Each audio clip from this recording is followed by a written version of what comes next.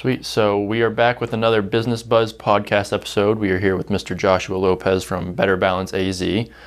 Just kind of diving right in right here. Kind of tell us how you got started with the physical therapy field of work and kind of where your journey started. Yeah, so I've been in Kingman now for 6 years. After going to school, received my doctorate in physical therapy, came out to Kingman, was working at a couple different settings, a couple different places here in town. And I just saw a general unsettling trend in healthcare, in the rehab setting with physical therapy, where people were not getting the full spectrum of care that they were needing. Right. People were getting injured, they get the orders for therapy, and therapists do their job, they help people out.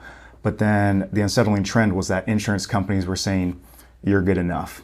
And for many patients, the insurance company's version of good enough wasn't good enough for them. Right.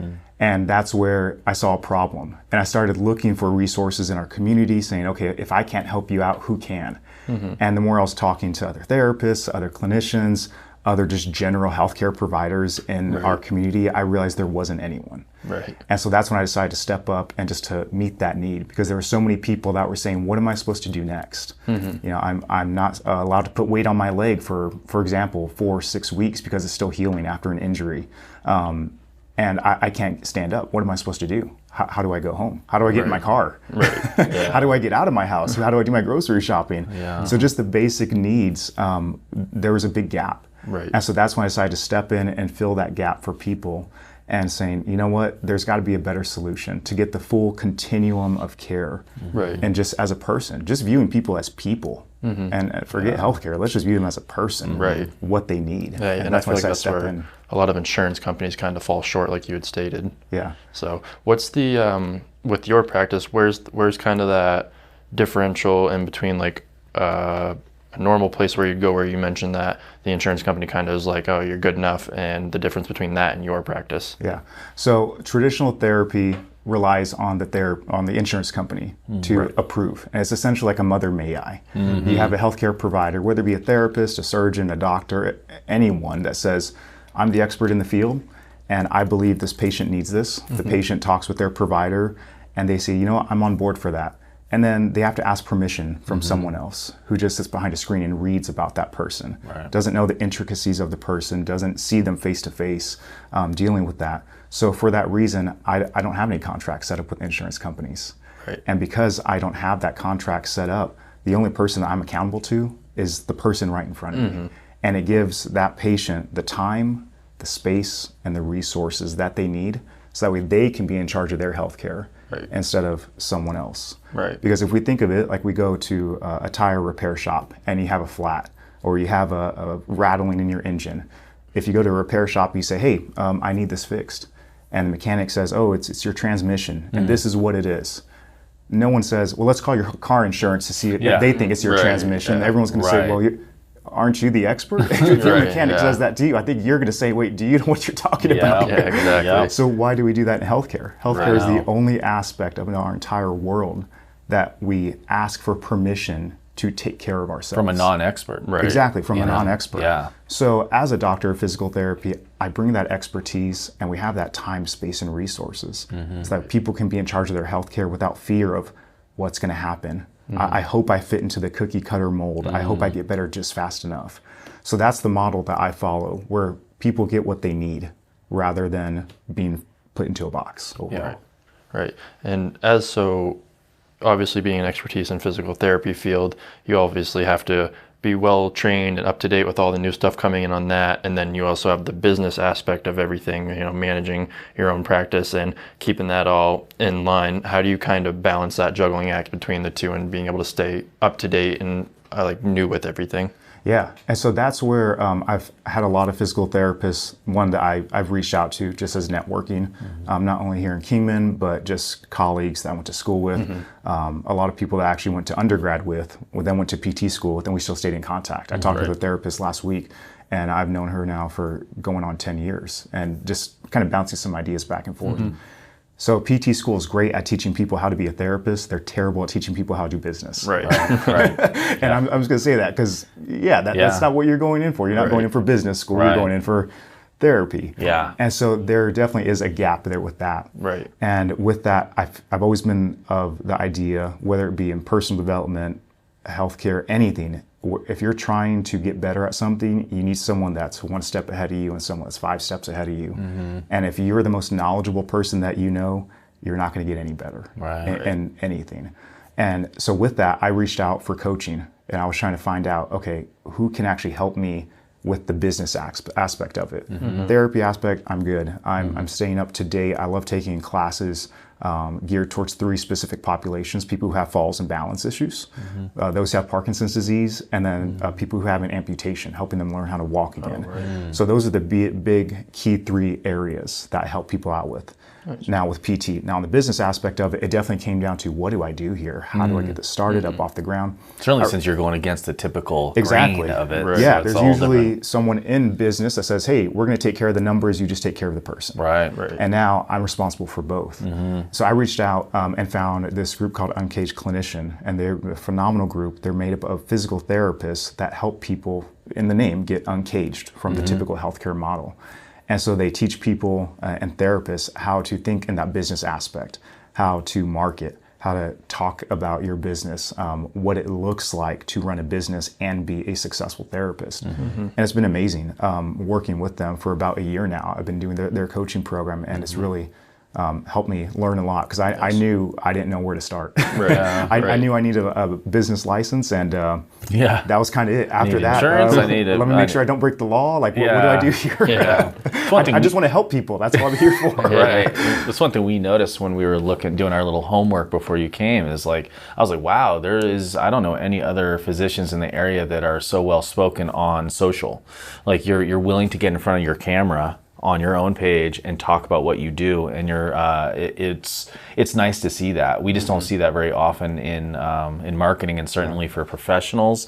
They usually stay in their wheelhouse of just the implementation of their craft, and they don't usually get in front of the camera and are willing to kind of pull back the curtain in a sense and actually talk about what they do, which was really nice to see that. I was like really impressed with it. You can tell Thank you. that I now understand, because you're doing coaching, so because that skill set is not something that people just have. Like, you're following a formula and it's working. From what I was looking at, I was like, oh my gosh, this is like really good information. He's conveying it quickly.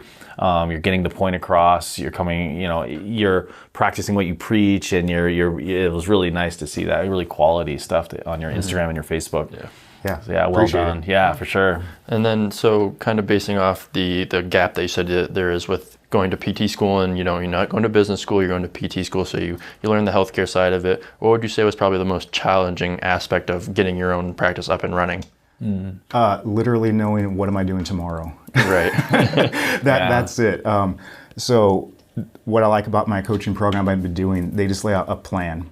And if we kind of think about it, I feel like when we're doing anything, starting up our own business, trying to be healthier, trying to fix a car, trying to just be a great parent, if we don't have someone teaching us what to do and checkpoints along the way that we know we should be hitting, we're never going to get there. And if I were to give you guys a car and say, get to Las Vegas, and you've never been to Kingman, or you've never been to Havasu, you've never been to Bullhead, and you're thinking, I don't know, there's no signs anywhere telling me to go. Let me just hope I get on the right road and end up in Vegas. Probably be sorely disappointed. So knowing that there's checkpoints along the way, saying, you see that sign says Vegas 100 miles, or turn here to go to Vegas. Now go this way to go to Vegas. That's how you know you're on the right path. So having those checkpoints along the way with my coaches has really helped me out. And just the principle of what we should all have in healthcare. We should have people who care about us and say, hey, you're trying to get to this end point, I can get you there, but I'm not going to drive you there. I'm just going to be the co-pilot. I'm going to give you the instructions. Keep going on this path until we get to this checkpoint, and then we're going to turn, and then we go to the next checkpoint, and then we're going to keep going straight. That's kind of how it works out. So that's what I've enjoyed about it. Nice. And then, so how many people do you guys have that work at your practice? Yeah, so I'm the only clinician right now. I'm the physical therapist and owner. Just as things are getting started up, just trying to get things going, consistently overall.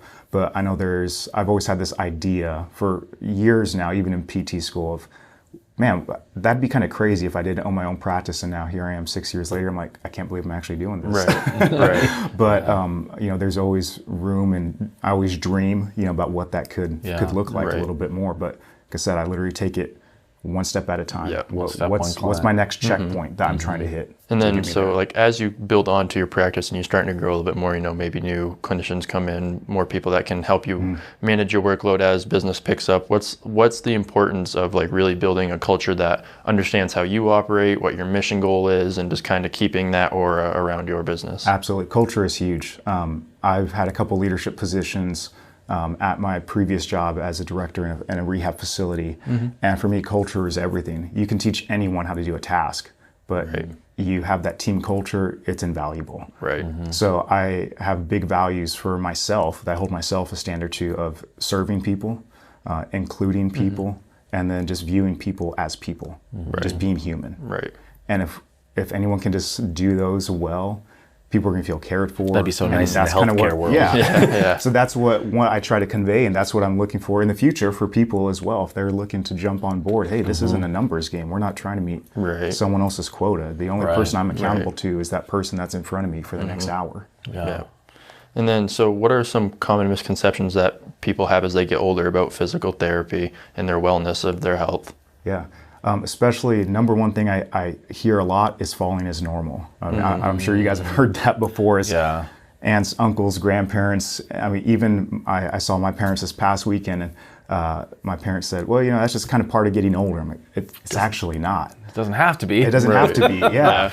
And falling it's essentially a check engine light for your body saying something's going on. Yeah. And when we have a fall, there's always an injury. Now, it's not always a physical injury, but there's always an injury of our confidence. And that's what's affected. Someone's confidence is injured, they're going to hold back. They're not going to want to do as much. So that kind of starts what I call the fall cycle. You have a fall, leads to lack of confidence. Maybe there's a physical injury. Well, what are you going to do? You're not going to move as much. If you fell outside at a park, as an older adult, you're probably not going to want to go out to that park or just maybe go out as much. So you don't move as much, then that leads to less mobility. And then now you're back at, well, I don't feel comfortable because I don't think I'm strong enough to do that. I guess I shouldn't do that.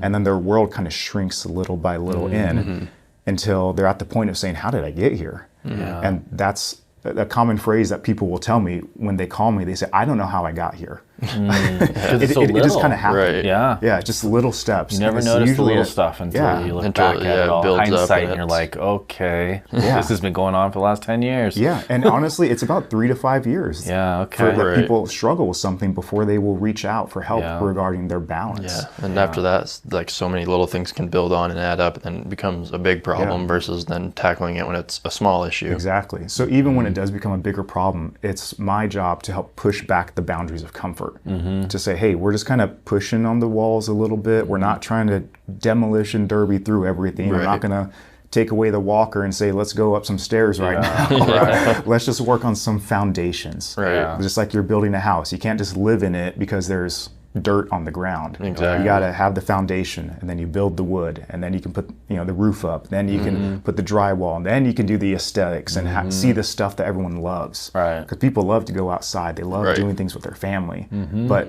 we'll get there, but we have these checkpoints along the way.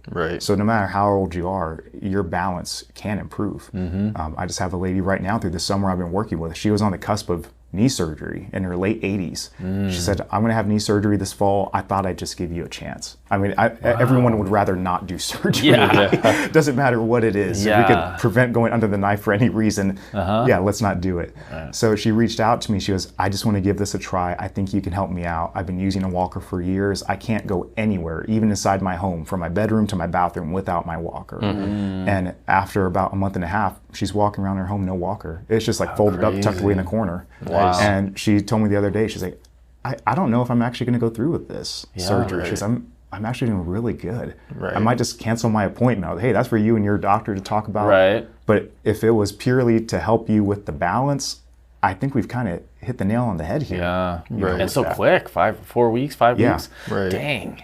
That's awesome. Yeah. So And that's that's probably inspiring for a lot of people Yeah. who are thinking that if they're at that state, this is going to take me 6 months to a year before I can get any progress, and that can be a discouragement where they don't reach out. But to hear that in as little as is really important, certainly in her 80s. Yeah. That's really impressive. That's one of the questions I had is kind of like what would be the most rewarding aspects of it, but I gotta imagine one of those stories is kind of it. Watching the walker tucked in the corner come in, you know. It's all quality of life. Hearing people say that they can do more of what they love with who they love. Yeah. You just can't beat that. Yeah, I mean, countless stories I have within the last year of hearing people say, I can't believe, or I did this for the first time, or me and my husband went on vacation, or my kids said they didn't recognize me. My spouse saw me and said, who are you? I don't even know you anymore. You know? Because you're moving around. At a patient just a couple weeks ago, and he was working on his speed of his walking at Parkinson's, and we were doing a very specific protocol to treat Parkinson's. And his wife was always the one that had to wait for him and said, hey, come on, bigger steps, keep going. Before he had therapy, reached out to me. And now he's actually faster than his wife. And they were walking outside. He's like, come on, honey, let's go. She goes, I can't believe the nerve of him to say that to me. Hurry up now. That's funny. So obviously being the only clinician within your practice, what are some like long-term goals that you have? I mean, you said that you always dreamed of owning your own practice. So now that you're there, what are some newfound goals what's the next milestone? What's the next milestone that you're looking for? Yeah. So my next milestone right now is just being able to have a more consistent basis. Just like anyone starting up a business, it's very hard to quit anything cold turkey, and then just go all in. So right now I'm kind of like an in-between transition. So I'm almost part-time essentially with my business. It's slowly chipping away, especially through the summer. It's kind of helped escalate a lot more in a good way.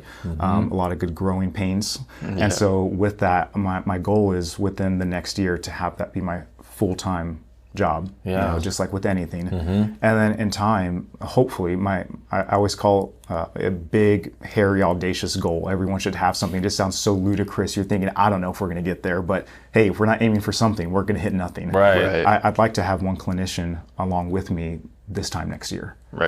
Full time to support not only myself, but fully support another person. It's crazy, but all my big, hairy, audacious goals that I set before my coaches, before I've hit them beforehand. I'm like, I didn't know this was possible, but hey, let's just keep dreaming.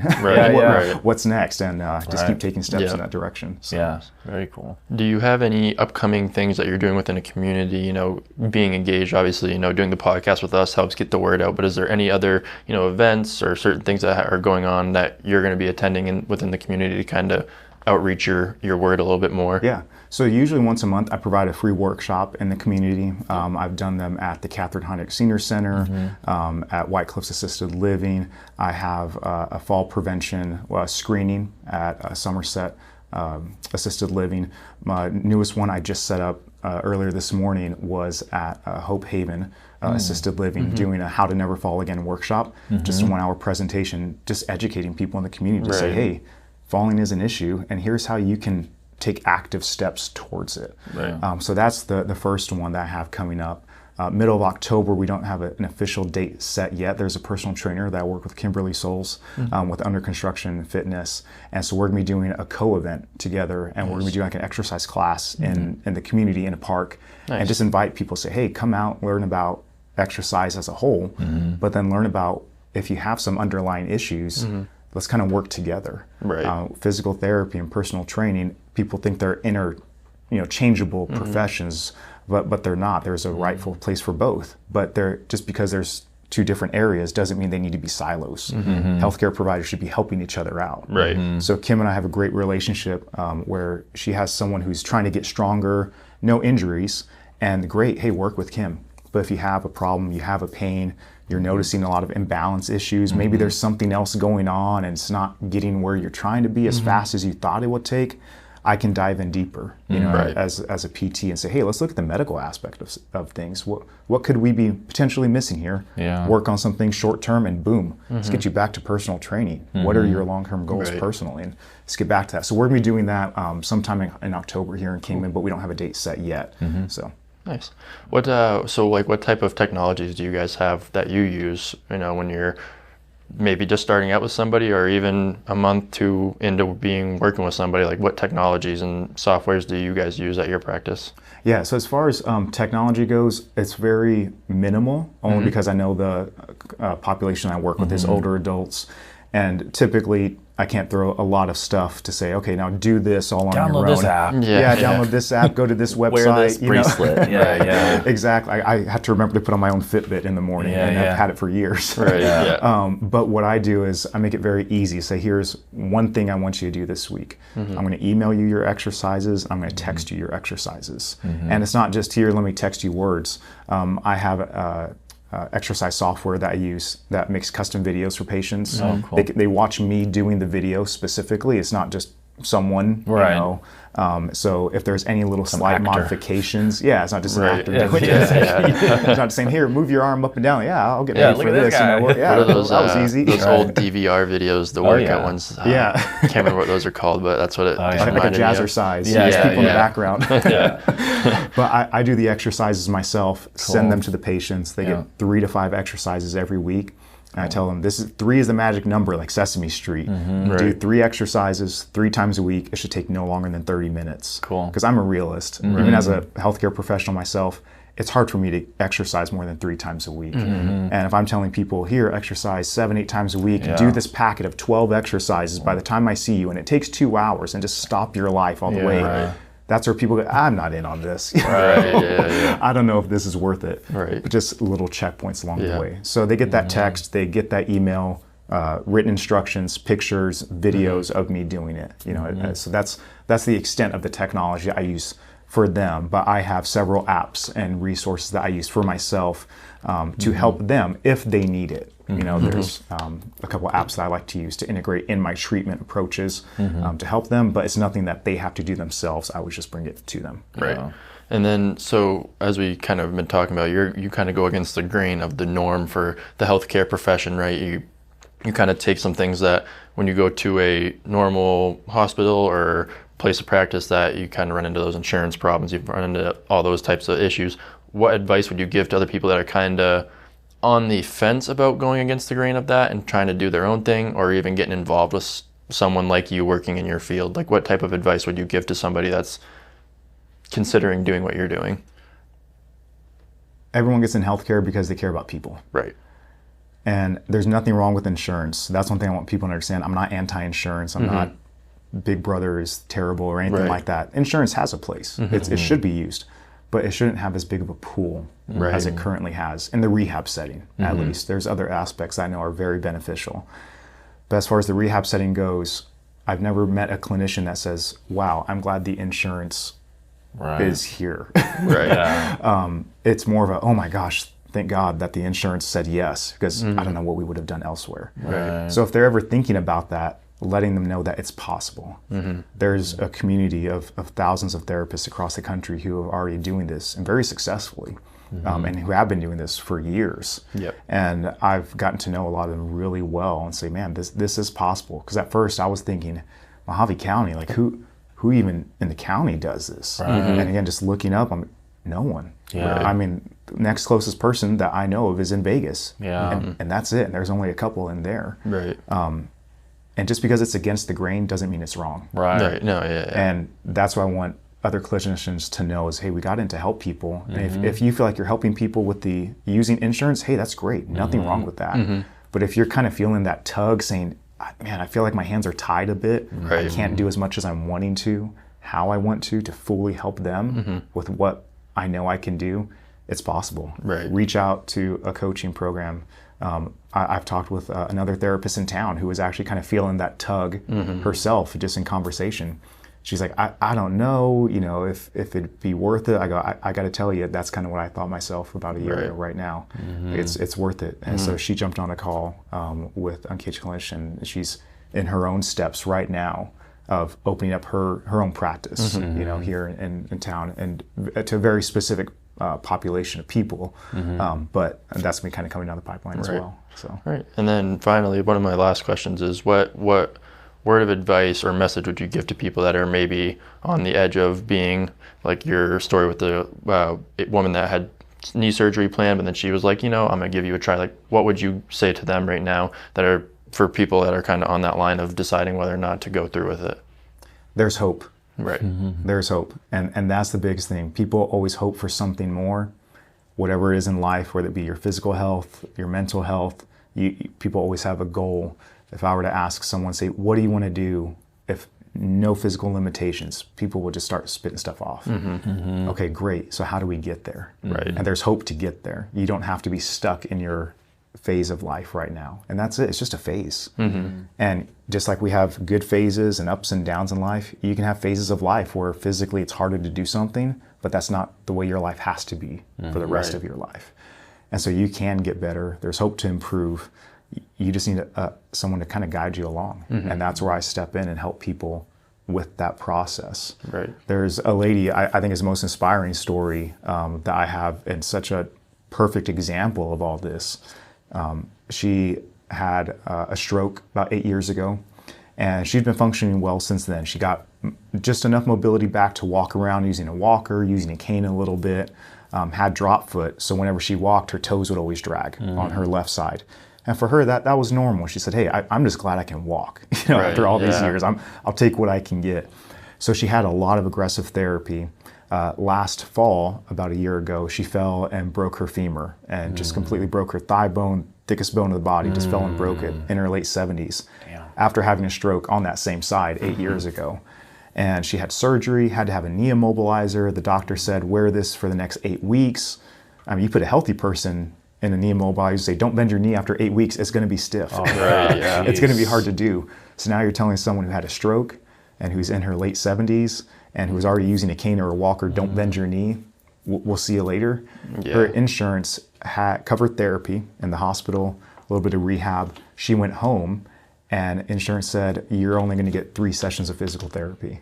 Wow. So within, time-wise, of 2.5 to 3 hours after going home, now not total, but in the row, but 45 minutes one week, 45 minutes the next week, 45 minutes the next week, you're gonna have to learn how to walk again. Gosh, and on your own. on your own. And you only get therapy for those 45-minute sessions for the next month for 3 times. That's it. Right. After that, that's it.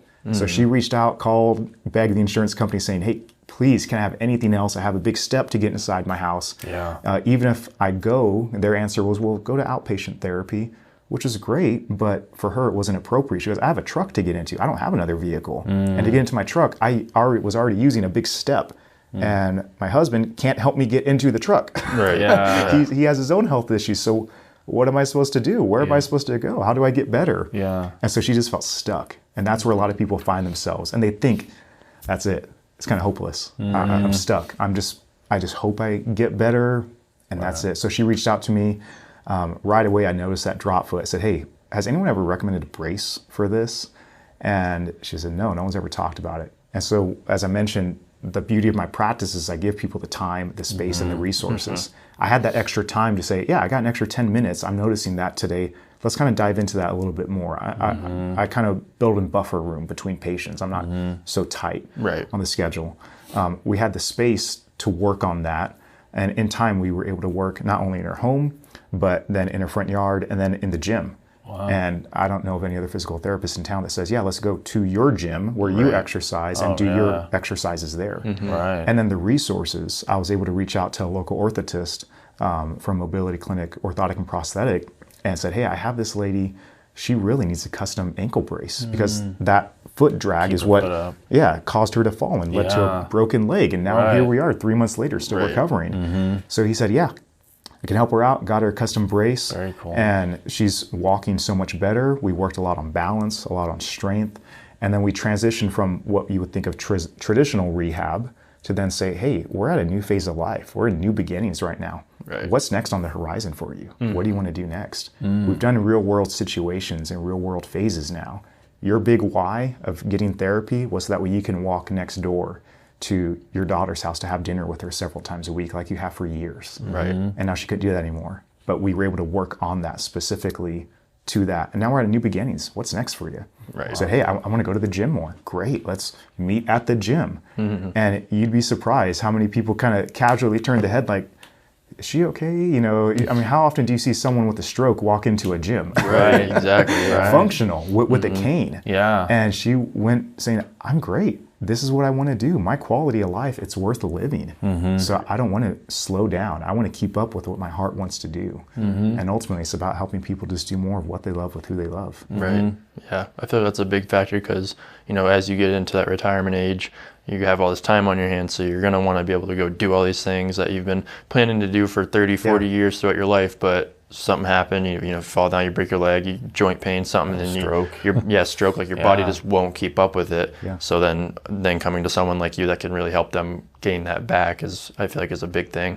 Yeah, no one ever says in their 30s, 40s, or even 50s to say, I can't wait to retire so I can lay on my couch and do literally nothing and be too weak to get outside of my house. Right. Yeah, no. Everyone says, I can't wait to retire so I can travel, be with my family, visit my grandkids, Play with my grandkids. Play with my grandkids. Get on the floor with my grandkids. I saw the video be able to get back where up. I think it was your dad, and he was like picking up your son or daughter or somebody, and you were just talking about like, this is how you need to pick them up so you don't injure yourself, but like it's cool to think of it like that. Like you want to be able to spend time and physical time, not just sitting on the lap and reading a story, but you want to be able to go out and play in the backyard and experience throw the ball life. around. That's what it is. Right. So that's what I help people do, is just get back to those moments. Yeah. It's possible. Yeah. So that's kind of the questions I had on my list. And that was something that I didn't even realize too, is that I didn't realize it was the actual you going to them was so unique. I didn't. That was something and that's something I think is really important, that people who are watching and listening to what we're talking about right now, is that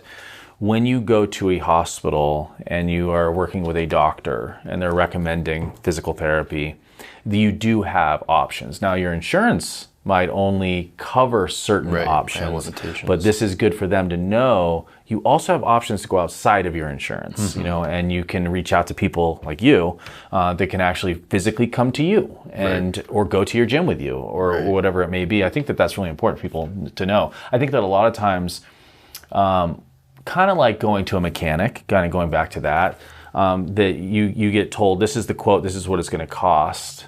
But you're not bound with that one mechanic, right? And I think that when you go to a doctor or a hospital, you know, you're walking into this mega place with all of these professionals and billing departments, and you think that may be your only option because they say, here's your physical therapy request, this is who you're going to go to and you're going to see. You don't have to, you know, you do still have a choice, you know, to reach out to private companies and private people. I think that's really important for people to know. I feel like a lot of the time, people go into something and they don't realize that they can take care of their own health care. Like they go to the hospital because they fell down, they broke their leg, everything gets fixed, they get patched up. They said, okay, here's your physical therapist. Like you said, you're going to go here, you're going to do that. And people just say, okay, that's that. And I feel like a lot of people don't realize that. Like you said, you can reach out to a private practice or a private company and kind of take control of what you want to do and what best benefits you. You know, and you have the option to reach out to your insurance directly. And as much as they're a pain in the butt sometimes to deal with, you can request that, you know, that they pay you to go to your own therapist based on circumstance. Yeah, so that's something that people should know too, is that you have these options. You just got to take the time and be educated and watch your videos, which I love watching your stuff online. I think that it's great to have you have more options than you realize out there. You're not just locked in. So and the great part with physical therapy in Arizona is that it's considered direct access state. More than half of the country is a direct access state. To normal people, it's like, oh, what does that even mean for me?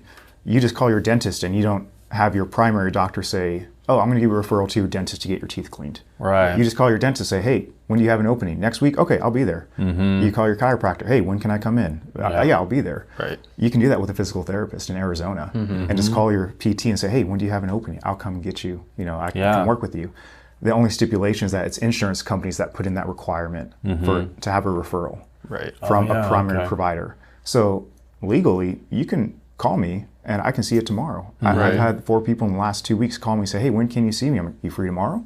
I can get you as early as tomorrow. I always save one time slot in my day, you know, usually a 3 or 4 o'clock time slot in case there's someone that says, hey, when can we start? Man, let's start tomorrow. We don't have to wait for anyone else to give us permission. That's cool. We have That's direct good to know. access. I didn't know that. You can go to your dentist today if you wanted to. You're not going to say, Yeah, you need to get a go to your referral doctor from first. somebody. Right. Yeah. Same thing because I don't have the contract with insurance, we Yeah. have that time, space, and resources. We Right. can start faster, you get healed sooner, and you get back to doing what you love more. Right. Right. Without limitations, without being uncaged. Yeah. You know, that whole idea of that's pretty cool. Yeah. It's kind of everything I have. That's all you got on your list? On my Anything list, you can think of that we didn't touch on that you want people to know? And I think the last thing is just letting people know of, like I said, the 3 types of patients I specialize in. Helping people have balance and fall issues.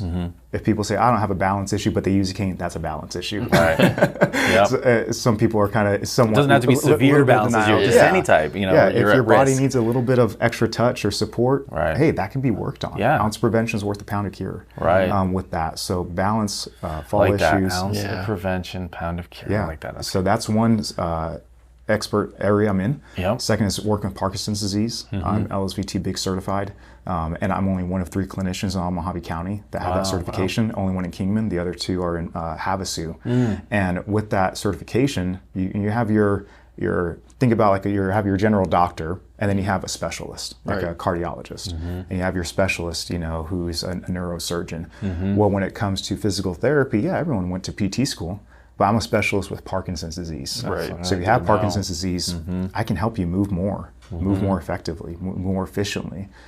We think of, like Michael J. Fox is the most popular person, well-known that we know of with Parkinson's. And so if you see someone with Parkinson's, they usually have a very shuffled walking pattern. They move very slow. For you and I, there's something in front of us and we go to grab it. We don't think about how fast we have to move, how big we open up our hands. Someone with Parkinson's, they really have to think about that movement. And although they're moving slow, their brain is telling them this is normal to move like this. And everyone says that's not normal. And they think it is. And no fault to them. It's just Parkinson's disease. So what I do is through this 4-week aggressive program is we work on retraining their brain to say this is normal movement. This is what it feels like. This is what it looks like to move. And that person I told you about earlier was walking a lot slower than his wife, and his wife was telling him for years, come on, walk bigger steps, bigger steps. And then at the end, he ended up being faster than his wife. He has Parkinson's disease, and she just said, who is this man? I don't know who my husband is anymore. This is great. Awesome. So that's the second type of person I work with. And lastly, just specialize in amputees. So if anyone has a new amputee, or even if they've been an amputee for quite some time, I can help retrain them and help them with the balance, regain their confidence, because it is tricky to walk on a leg that isn't there anymore. And you just have to build that confidence up, but it's just little checkpoints along the way. I knew a gentleman back home where I lived in Maine before I moved out here that from his elbow down was gone. He was amputated from there down, and he said that it almost like the feeling of your arm is still there, but it's not. And like sometimes he'll be like, I'll even like he's been. It's got to be 5-10 years now, but he's like, sometimes I'll still go to use it and be like, phantom limb pain. It's a weird thing, but through therapeutic techniques can help in a healthy way retrain what it feels like to feel where your leg actually is right now, and to feel where your arm actually is, and to kind of help make those sensors accurate overall. So there's hope overall for people. It doesn't have to be the end all just because of a fall. People think it is, and there's a lot of people that have had that, unfortunately, but there are resources out there. And I always provide a free consultation for everyone. So you can go to betterbalanceaz.com or social on Facebook, Better Balance PT and Wellness. Instagram is Better Balance AZ. I always do a free 20-minute consultation because I want to make sure what people are looking for is something I can provide them. And if I feel that I'm actually not the best person to help you out, I'll be more than happy to send you to another clinician in town that I know who is. I know I'm not the expert at everything, but I know people who are. But if it's balance, Parkinson's, amputees, man, I'm your person. I'd be more than happy to help you out. And I know we can get a plan going in place to move you along the process, help you do more of what you love with who you love. I like that. I like that slogan. Yeah, that makes sense. Very cool. Well, thank you for being here. Absolutely. Thanks for having me. Very much. Definitely learned a lot of information about just like the mobility aspect of everything and the science that kind of goes back into the physical therapy world. It was cool having yesterday. We had our guest was a gym trainer, so it's neat to hear the differences of the stories, but the overall fundamentals, which is you're trying to do what you just said. Your slogan is what he's trying to do too, but in a different sense. It's really nice to see that. I like the healthcare side of this. So very cool. Awesome. Well, thank you again. Thanks, guys. Okay.